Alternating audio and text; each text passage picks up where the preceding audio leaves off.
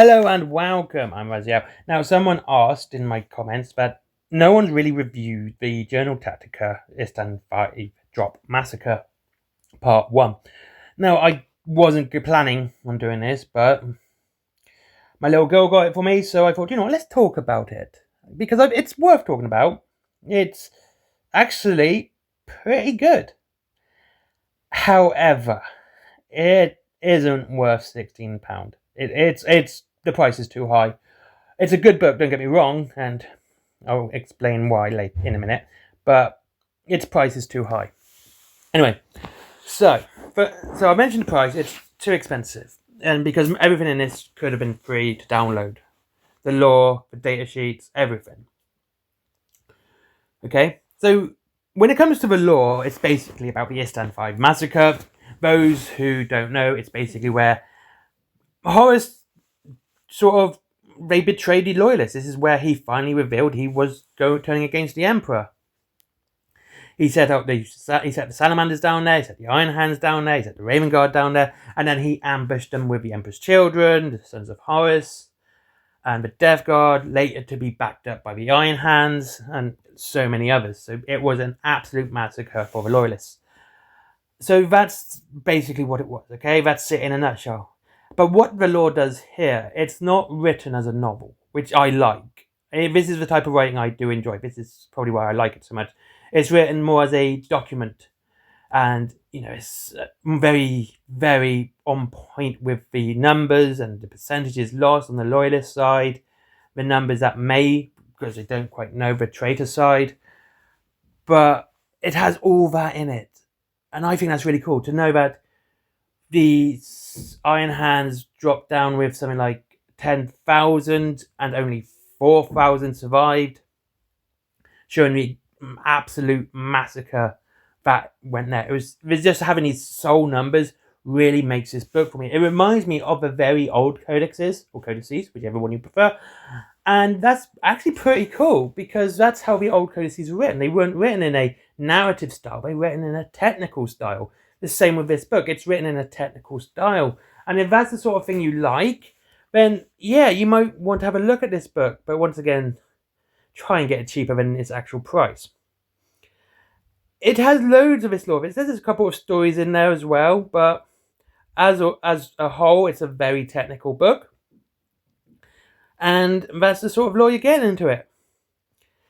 And so there are 3 data sheets for units.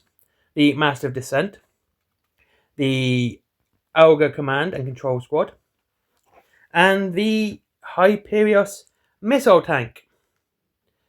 And I've got to say, what makes this really cool is none of these models are ever going to be made or produced, or probably are not, because it actually tells you how to kit bash these models.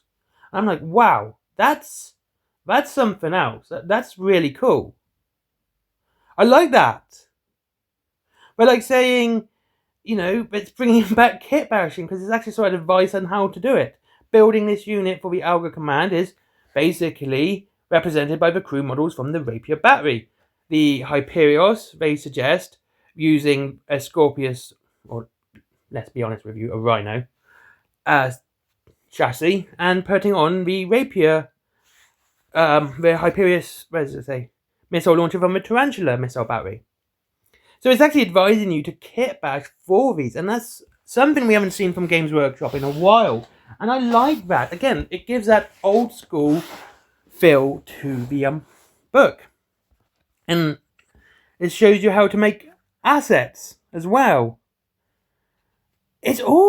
Fact is, having this pages of just showing you how to kit bash and convert to make the things, it's just really cool, and I can't complain about this.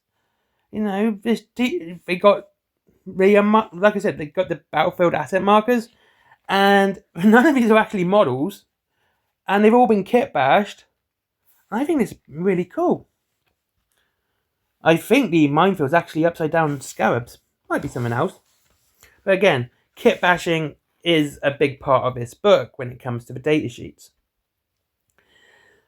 And when it comes to a massive descent, this is where one of the problem comes in. And I'm seeing this problem throughout the Horus Heresy. They need a new editor. Games Workshop needs a new editor because I can't see how they can let things fly. The Master of Descent has a movement of 12. His war gear: chainsword, bolt pistol, stratofox, frag grenades, crack grenades. I have not missed anything out. There is no jump pack included into his war gear. That means he is as fast as the Moritat, which also has a 12-inch movement, but still no jump pack.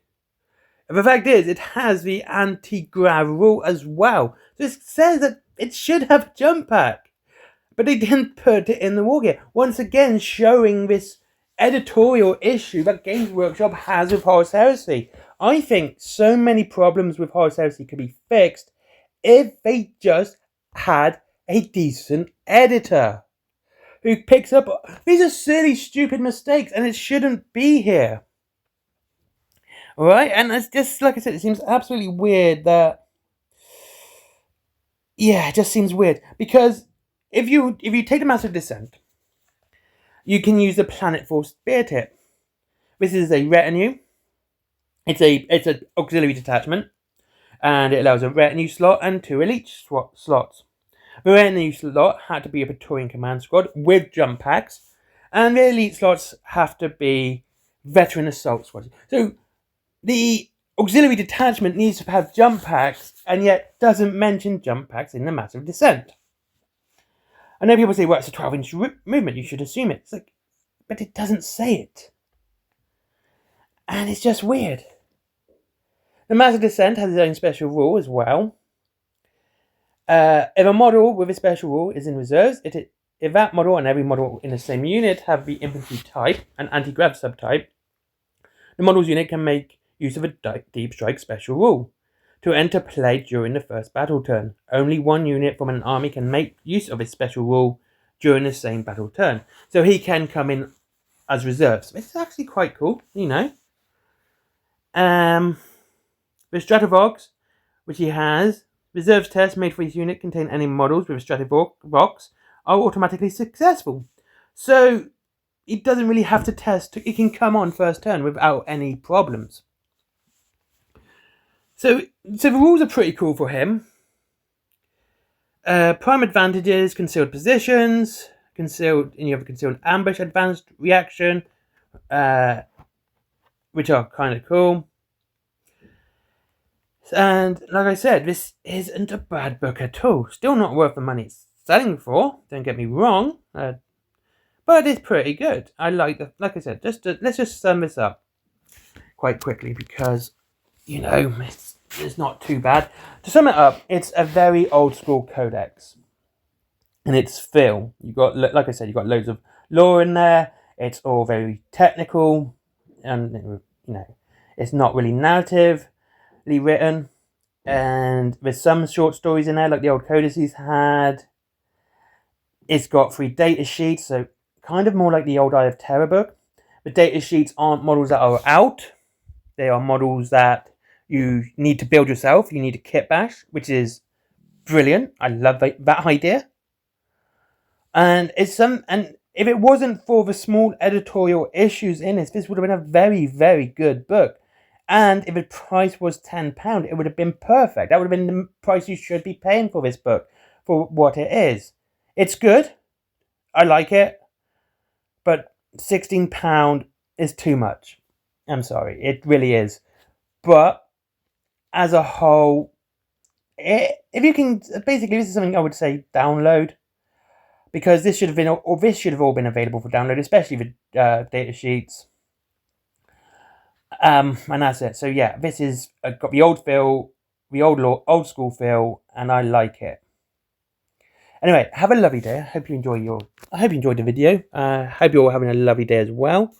And I'll see you all in the next one. And I hope you have a good day. If you wish to save money on your Warhammer and Wargaming in as a whole, there's Wayland Games down below with up to 20% off and free delivery after £20. There is also Forbidden Planet, if you like comics and plushies and toys. There's my merchandise as well. You know, if you like my comics and my stickers and my book, my t-shirts. There is also Skyforge. Never forget Skyforge, good friend of mine. Let's get him up the Google algorithm. And finally, Patreon, because business.